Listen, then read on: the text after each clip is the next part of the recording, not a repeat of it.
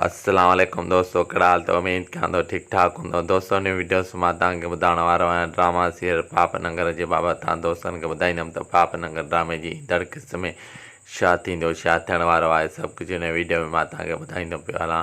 पर दोस्तों, असांजी हिकु नंढी गुज़ारिश आहे, जेकॾहिं तव्हां मुंहिंजे यूट्यूब चैनल खे सब्सक्राइब न कयो त महिरबानी करे मुंहिंजे यूट्यूब चैनल खे ज़रूरु सब्सक्राइब कंदा।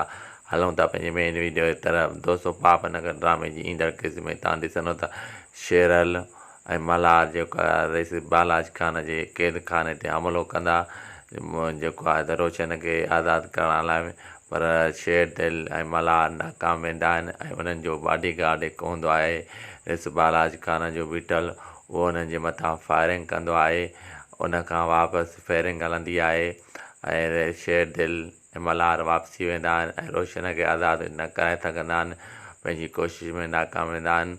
ऐं तमामु जल्द जेको आहे रईस बालाज ख़ान ऐं शेरल जी वॾी दुश्मनी शुरू थियण वारी आहे। माना हिननि जो वॾो हिकु मुक़ाबिलो थियण वारो आहे। ॿिए पासे खां वरी ॿीहर हमिलो कंदा, जंहिंमें रोशन आज़ादु थींदो आहे ऐं रोशन बि रईस बालाज ख़ान जो दुश्मन थींदो आहे।